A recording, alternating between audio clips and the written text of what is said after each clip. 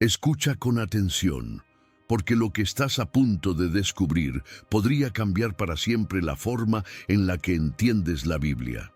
¿Qué pasaría si el versículo más importante del Génesis hubiera sido borrado? ¿Y si el nombre verdadero de Dios, aquel que resonó antes de que existiera la luz, fue eliminado del texto sagrado para proteger un secreto ancestral? Esta no es una teoría.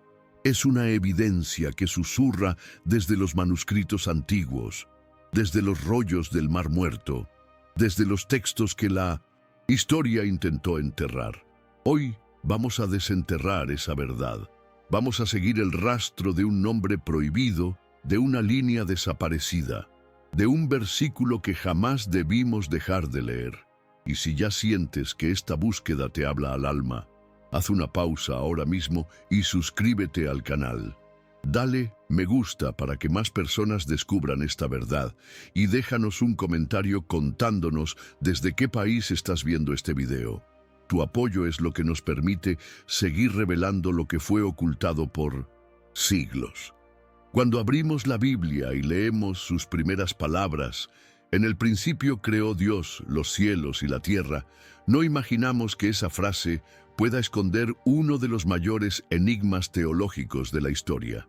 Nos han enseñado que ese Dios es el Ser Supremo, único, todopoderoso, pero el texto original en hebreo nos lanza una bomba silenciosa, Bereshit bara Elohim.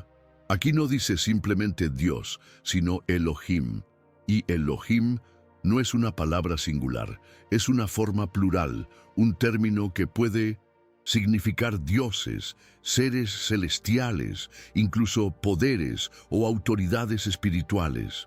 ¿Cómo puede el primer versículo de un libro que proclama el monoteísmo absoluto usar un término que sugiere pluralidad divina? Esta es la grieta que muchos han intentado sellar por siglos.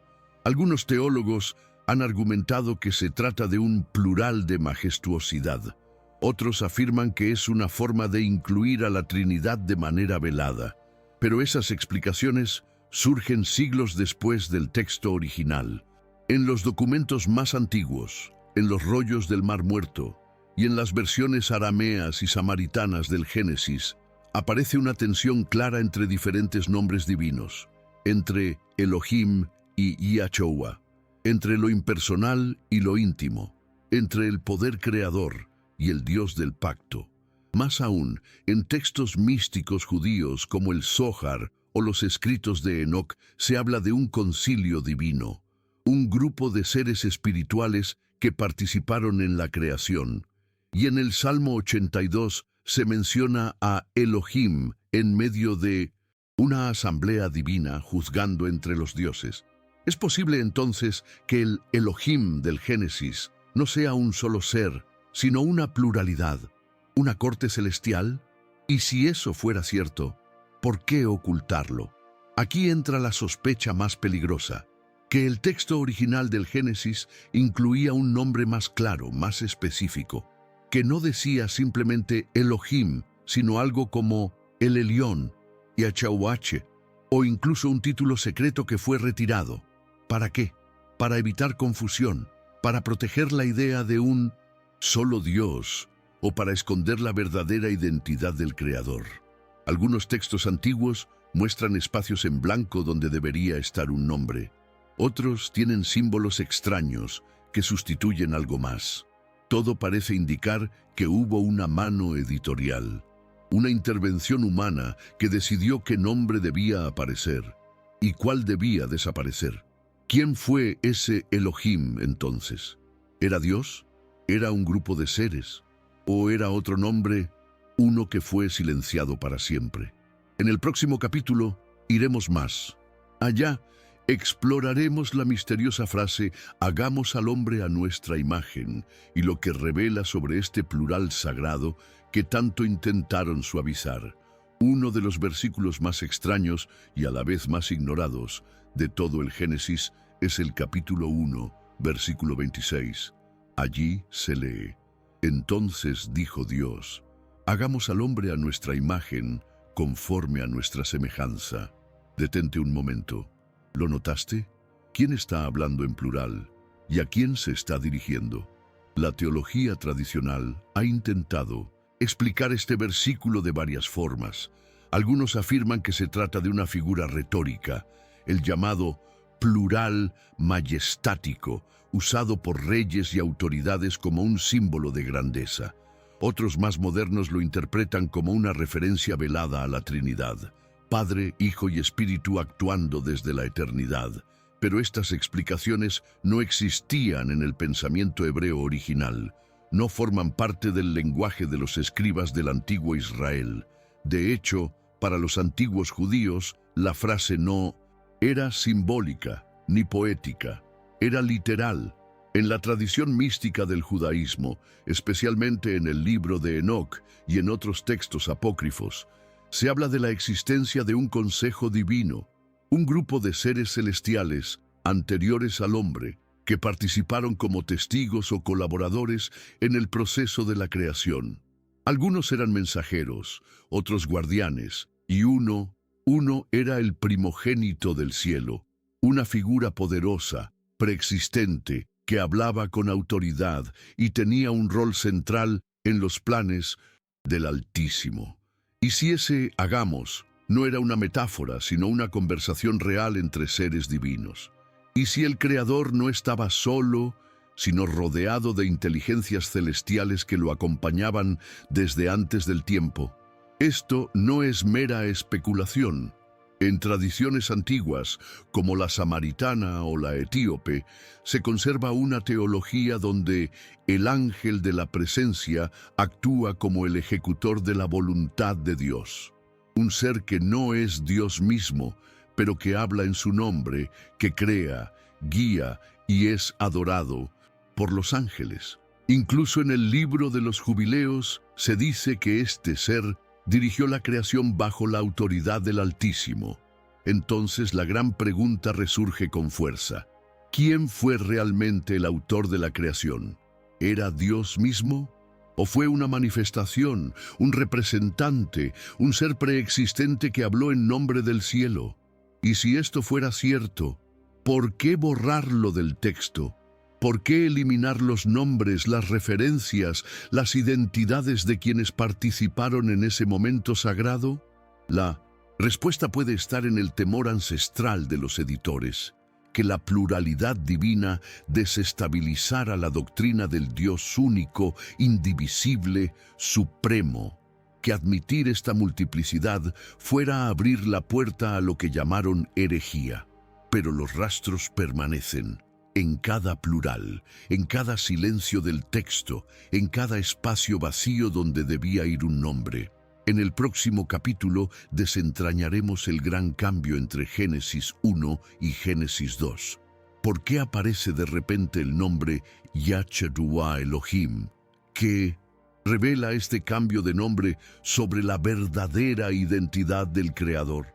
Hasta ahora hemos examinado cómo el término Elohim desafía la idea de un Dios único al sugerir una pluralidad divina. Pero el misterio no termina ahí. De hecho, se intensifica cuando llegamos al segundo capítulo del Génesis. Allí, de pronto, aparece un nuevo nombre, YHWH Elohim, el Dios que era simplemente Elohim en Génesis 1, ahora tiene un nombre propio. Esto plantea una pregunta alarmante. ¿Por qué no se menciona Yichwa desde el inicio? ¿Por qué el relato de la creación empieza con una referencia impersonal, plural y ambigua, y solo después introduce el nombre sagrado? Para comprender esto, debemos entender lo que representa Yigwach. Este tetragramatón, formado por las letras hebreas Yod-He, Vav-He, era considerado el nombre más sagrado, impronunciable, oculto. Se asocia no solo con el poder, sino con la intimidad, con el pacto, con la revelación de Dios al pueblo de Israel. Es el nombre que Dios reveló a Moisés en el desierto: yo soy el que soy. Pero he aquí lo inquietante. En Éxodo 6:3, Dios mismo declara a Moisés que se manifestó a Abraham, Isaac y Jacob como El Shaddai, pero que su nombre, YHWH, no les fue revelado. ¿Cómo es esto posible si YHWH ya aparece en Génesis 2? La respuesta más probable es que esa mención fue añadida posteriormente, que la redacción original del Génesis no contenía el nombre sagrado y que en algún momento escribas o editores lo insertaron para unificar dos tradiciones distintas, la del Dios cósmico y la del Dios del pacto. Esto explicaría por qué algunos manuscritos antiguos, como los encontrados entre los rollos del Mar Muerto, presentan versiones diferentes del texto, con estructuras gramaticales que no aparecen en la Biblia masorética. Algunos incluso contienen espacios en blanco donde debería haber un nombre, como si los escribas no supieran cuál insertar, o como si alguien hubiera eliminado deliberadamente el nombre original. ¿Y si ese nombre no era YHWH? ¿Y si el Génesis original contenía otro título, uno tan poderoso, tan revelador, que fue borrado para proteger la doctrina monoteísta? Un nombre que distinguía entre el Creador universal y el Dios nacional de Israel. Un nombre que separaba al Altísimo del Elohim colectivo. Las consecuencias de este cambio son profundas, porque si el nombre fue sustituido, también fue sustituida la identidad. Lo que adoramos como el Dios verdadero puede haber sido una construcción teológica posterior, una forma editada de una verdad más compleja, más incómoda. En el próximo capítulo nos adentraremos en el misterio de ese posible nombre perdido, un nombre tan sagrado que fue silenciado y que, según algunas tradiciones, solo los elegidos pueden pronunciar. Si nombrar es crear, entonces quitar un nombre es borrar una realidad. En las antiguas culturas semíticas, el nombre de un ser no era solo una etiqueta, era su esencia, su identidad más profunda. Por eso, los antiguos hebreos trataban los nombres divinos con un temor reverencial y a veces con un silencio mortal. Pero, ¿y si ese silencio no fue por respeto, sino por ocultamiento? Muchos manuscritos hebreos, especialmente los anteriores a la tradición masorética, presentan indicios extraños, símbolos donde debería haber palabras, espacios en blanco, puntos sustituyendo letras.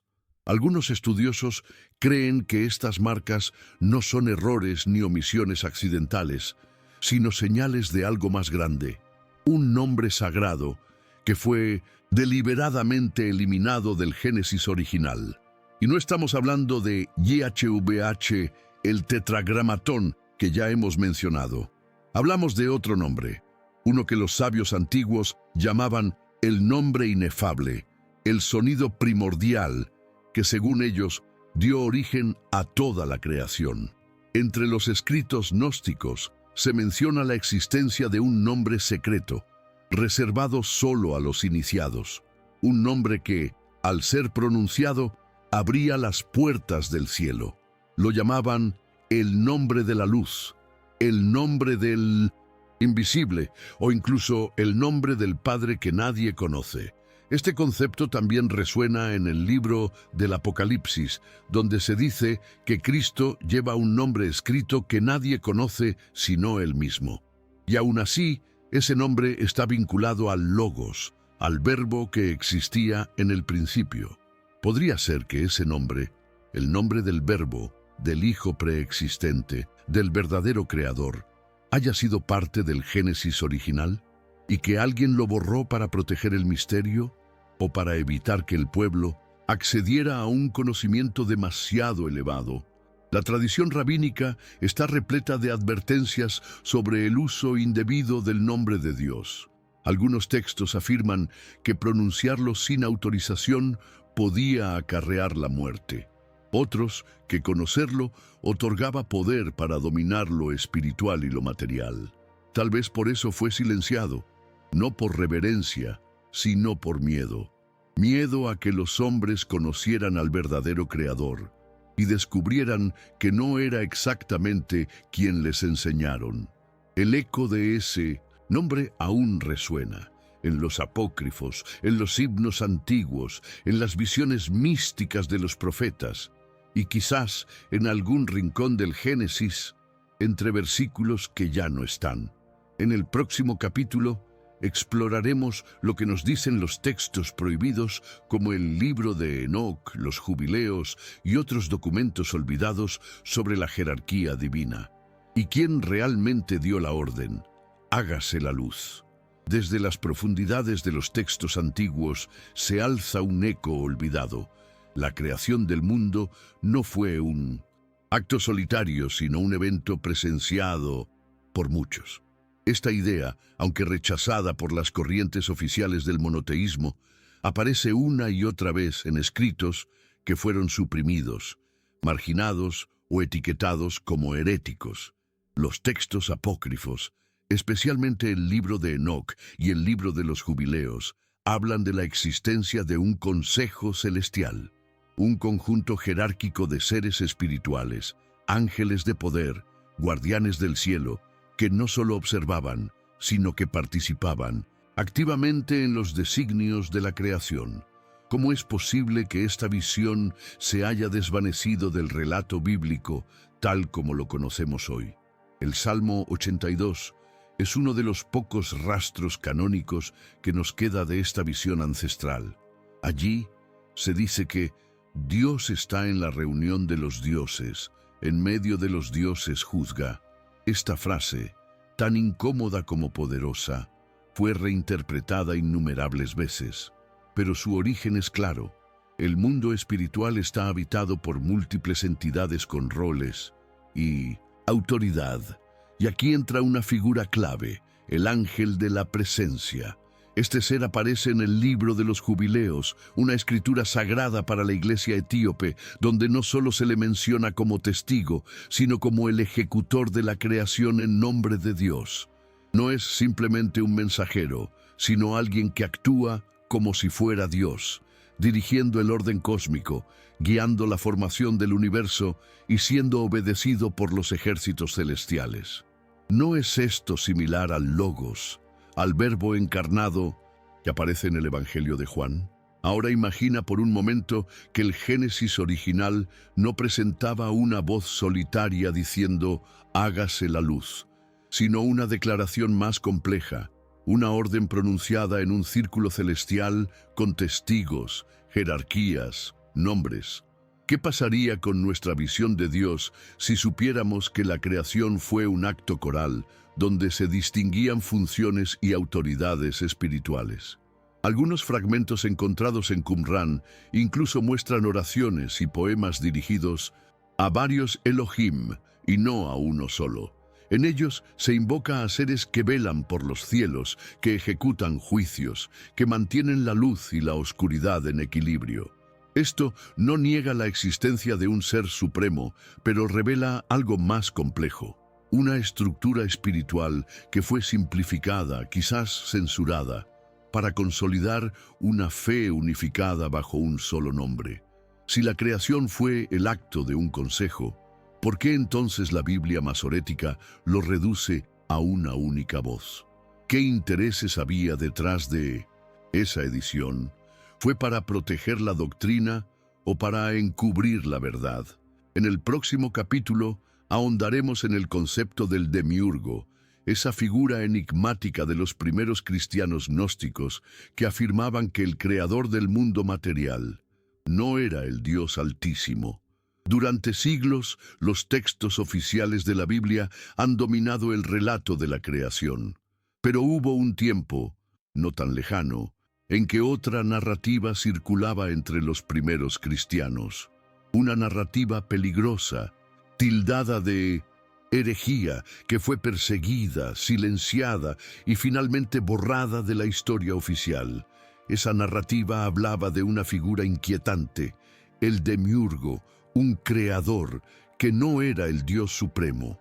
Los gnósticos, un movimiento espiritual profundamente arraigado en los primeros siglos del cristianismo, creían que el mundo material no fue creado por el Altísimo, sino por un ser inferior, un arquitecto del cosmos que operaba con poder, pero no con sabiduría. Este ser, según ellos, se hacía llamar Dios. Exigía adoración, imponía leyes, pero era ignorante del mundo superior de la luz. ¿De dónde surgió esta idea tan radical? Precisamente, del Génesis. Para los gnósticos, Elohim, el creador que aparece en los primeros versículos, no era el Dios verdadero, sino una entidad menor, alejada de la divinidad pura. Observaban con sospecha que ese Dios expulsara a los humanos del Edén, colocara querubines armados para evitar su retorno y prohibiera el acceso al árbol del conocimiento. ¿Por qué un Dios de amor impediría el acceso al conocimiento? ¿Qué clase de ser sagrado teme que su creación despierte?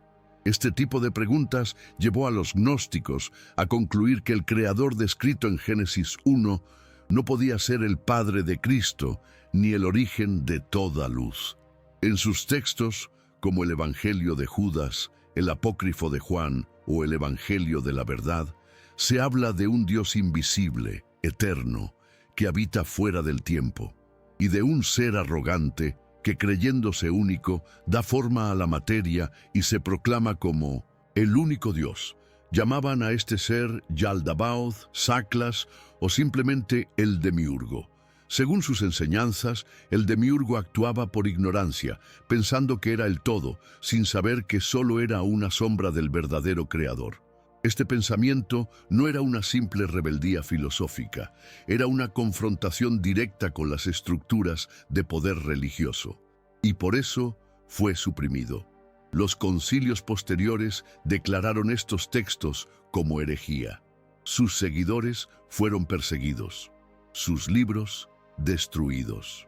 Pero algunos fragmentos sobrevivieron, y en ellos se repite una y otra vez la misma advertencia, que el verdadero Dios está más allá de los cielos visibles, y que su nombre fue borrado del Génesis para ocultarlo del mundo. Entonces, ¿y si no se equivocaban? ¿Y si los gnósticos no eran herejes, sino guardianes de una memoria espiritual que la historia quiso enterrar? En el próximo capítulo, exploraremos cómo incluso los primeros padres de la Iglesia, como Justino Mártir e Ireneo, se enfrentaron a estas ideas, reconociendo que múltiples figuras divinas parecen actuar en el Antiguo Testamento. Antes de que existiera una Biblia oficial, antes de que los concilios definieran lo que era verdad y lo que debía ser silenciado, los primeros cristianos vivían un torbellino de revelaciones. La figura de Jesús había sacudido los cimientos del pensamiento religioso, y la pregunta que todos se hacían era la misma: ¿quién es realmente Dios? Contrario a lo que se nos enseña hoy, la diversidad de opiniones dentro del cristianismo primitivo era abrumadora. Había quienes veían a Cristo como un profeta, otros como el Mesías y otros más, como el mismísimo Logos preexistente, el Verbo que actuó desde el principio de la creación. Esta última visión, adoptada por algunos padres de la Iglesia, abría una grieta inquietante. Si Cristo era el Verbo, ¿quién era entonces el Dios que habló en Génesis 1? Justino Mártir, uno de los pensadores cristianos más influyentes del siglo II, llegó a escribir que el Dios que caminó con Adán en el jardín del Edén no fue el Padre eterno, sino el Logos, el Hijo. Según él, el Dios invisible no puede ser visto por los hombres. Por tanto, toda manifestación visible en el Antiguo Testamento debía atribuirse a una manifestación secundaria, Cristo antes de su encarnación. Ireneo de Lyon, otro gran teólogo, luchó ferozmente contra las ideas gnósticas, pero reconoció que los textos bíblicos parecían presentar múltiples figuras divinas. Su solución fue afirmar que todo estaba subordinado al Padre, aunque esa subordinación nunca quedó del todo clara en los escritos. Y aquí yace el problema. Cuanto más los teólogos trataban de explicar las contradicciones, más evidente se volvía que algo no encajaba. El Dios de Génesis 1 hablaba en plural, Caminaba físicamente en el jardín, se enojaba, se arrepentía, prohibía el conocimiento. ¿Era esa la imagen del Dios invisible que Cristo reveló? La tensión era tan fuerte que muchos optaron por el silencio. Los concilios posteriores impusieron una doctrina estricta, definiendo a Dios como uno y trino, y condenando todo lo que se saliera de esa estructura. Textos como el Evangelio de Tomás, de Felipe, de María Magdalena y el Apócrifo de Juan fueron destruidos. Las voces que sugerían que había más de una figura divina en el principio fueron silenciadas. Pero el eco de esas voces aún vive, en fragmentos, en códices rescatados del desierto, en las contradicciones que aún laten en las Escrituras, oficiales, porque en el fondo los primeros cristianos sabían que el misterio de Dios no podía encerrarse en una fórmula, que algo fue borrado y que hay una línea, un versículo que falta. En el próximo capítulo viajaremos al corazón de ese versículo perdido. Existió una línea original entre Génesis 1:1 y 1:2 que revelaba el nombre verdadero del Creador. ¿Fue removida intencionalmente? ¿Y por qué? ¿Y si te dijera que entre Génesis 1:1 y 1:2 existió originalmente un versículo y que ese versículo contenía el nombre real del Creador? Un nombre tan poderoso, tan revelador, que fue retirado por temor a que el mundo conociera la verdad. Durante siglos, los estudiosos han aceptado la estructura canónica de la creación. En el principio creó Dios los cielos y la tierra estaba desordenada y vacía. Pero algunos manuscritos antiguos, particularmente los fragmentos hallados en los rollos del Mar Muerto, muestran que hubo versiones del Génesis con espacios, símbolos o alteraciones en esta sección clave del texto, como si algo hubiera sido arrancado, como si una línea entera hubiera desaparecido. En algunas tradiciones místicas se habla de una declaración anterior a la creación, una orden pronunciada por el ser que contenía toda la luz divina. Esta frase no era «hágase la luz», era otra, una proclamación que anunciaba no solo el comienzo del universo, sino la identidad de quien lo inauguraba. Y ese nombre, según estas fuentes, no era Elohim, ni IHWH, ni El Shaddai, sino un nombre oculto, reservado solo para los redimidos. Este eco también resuena en el Evangelio de Juan. En el principio era el Verbo, y el Verbo era Dios. Es como si el apóstol estuviera reescribiendo el Génesis, devolviéndole su línea perdida. No empieza con la creación del cielo y la tierra, sino con una presencia consciente y divina, portadora del nombre sagrado. Juan parece decirnos, la historia oficial no comienza donde piensas, comienza con él. ¿Pero por qué eliminar una línea así? La respuesta más directa es la misma que hemos explorado a lo largo de este video. Control. Control del mensaje, de la interpretación, de la teología. Porque si el texto revelaba un nombre, un ser preexistente, una identidad distinta del Elohim plural, eso ponía en riesgo toda la estructura del monoteísmo oficial. Los masoretas, escribas judíos responsables de estandarizar el texto hebreo entre los siglos VI y X, hicieron un trabajo meticuloso y selectivo. Añadieron vocales, estandarizaron gramáticas y en algunos casos eligieron omitir variantes que alteraban el sentido de pasajes enteros. La versión que hoy tenemos es resultado de decisiones humanas. Decisiones que tal vez borraron más de lo que preservaron. Entonces, la gran pregunta es, ¿dónde está esa línea? ¿Y qué decía? Algunos códices antiguos contienen marcas que señalan un salto entre los primeros versículos. Otros, como el Apócrifo del Génesis, hablan de una revelación previa a la creación, pronunciada por el ángel de la luz. En esos textos, el Creador se nombra a sí mismo antes de crear. Y si esa línea existió, Si suprimieron el momento en que el verdadero nombre de Dios resonó en el vacío primordial, entonces hemos leído durante siglos una versión mutilada del principio. En el próximo capítulo llegaremos a conclusión. Vamos a reunir todas las piezas de este misterio y revelar a pregunta que ninguém quer fazer. ¿Quién decidió borrar al verdadero Dios del Génesis? Después de escuchar todo esto, la pregunta ya no es si el Génesis fue alterado. La verdadera pregunta es, ¿por qué lo hicieron? ¿Y qué intentaron esconder? Porque si el nombre de Dios fue borrado, si el versículo clave fue eliminado, si una línea sagrada desapareció, entonces lo que conocemos como el principio es solo una sombra, y la identidad del verdadero Creador sigue llamándonos desde las grietas del texto, desde los fragmentos que sobrevivieron al silencio. Quizás por eso Jesús dijo, «Santificado sea tu nombre», porque ese nombre aún está por revelarse, y cuando lo sepamos, nuestra fe y nuestra historia jamás volverán a ser las mismas. Si este mensaje tocó tu alma, no lo guardes solo para ti. Dale me gusta, suscríbete al canal ahora mismo y deja tu comentario abajo. ¿Crees que nos ocultaron el verdadero nombre de Dios?